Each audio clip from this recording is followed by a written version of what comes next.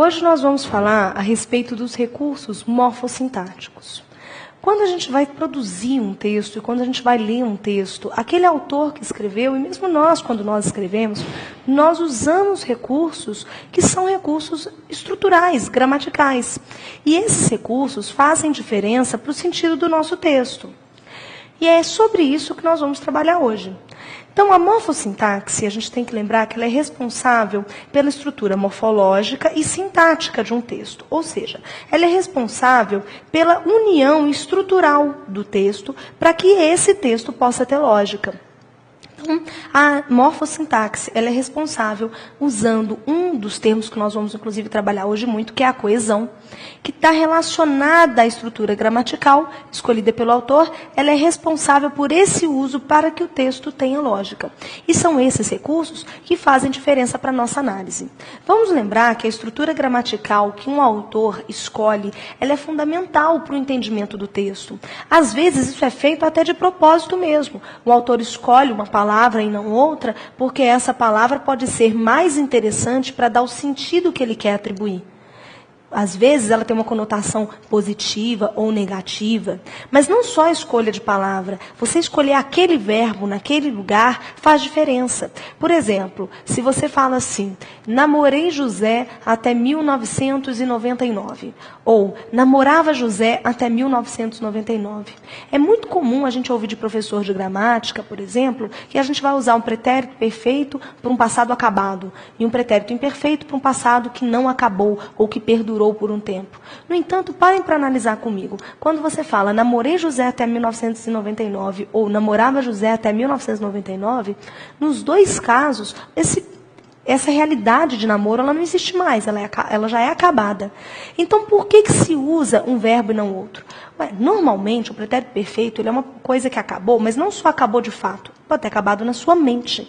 E o imperfeito é uma coisa que você já usa quando você é saudosista. Então, aquela pessoa que fala assim, eu namorava José até 1999, esse namorava, ele te dá um ar saudosista, um ar de saudade daquele namoro, saudade daquela época, saudade daquela pessoa.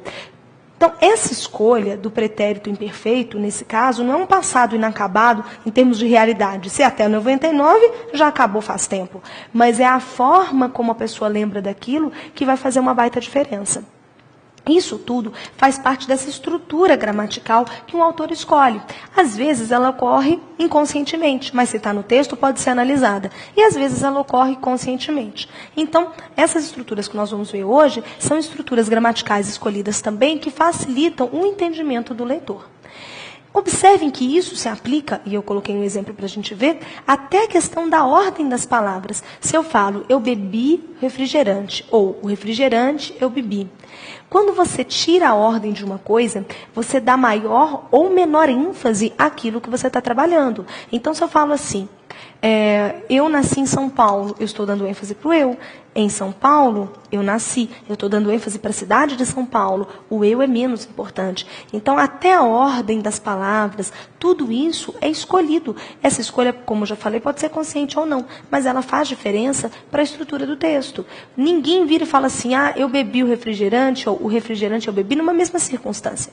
Vamos imaginar, você fala assim, o que aconteceu com aquele refrigerante que eu guardei para mim lá na geladeira? Ninguém fala, eu bebi. Não é bem assim. A gente vai falar assim, o refrigerante, aquele que estava naquele cantinho lá da geladeira, bebi. Quer dizer, você está tentando tirar a ênfase desse eu e jogar a ênfase no refrigerante. Tudo isso é parte dessas estruturas morfossintáticas. Então, aqui eu dei um exemplo de inversão sintática. Ela é usada para dar ênfase àquilo que eu quero pôr em primeiro lugar. Mas pode ser uma escolha verbal, pode ser uma escolha vocabular. Tudo isso vai fazer parte dessa estrutura morfossintática. Bom, nesse sentido, o texto usa muitos articuladores. Ou seja, os articuladores são palavras que vão conectar, vão unir, vão articular, por isso o próprio nome, a palavra, vão articular as ideias presentes no texto.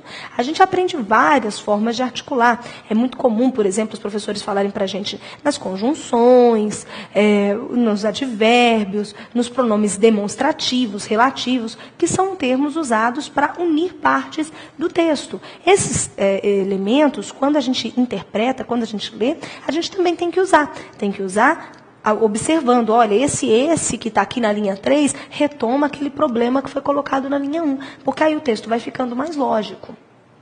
Os articuladores, então, nesse sentido, eles são essenciais para a gente entender o texto, porque eles relacionam os elementos que estão presentes dentro de um texto.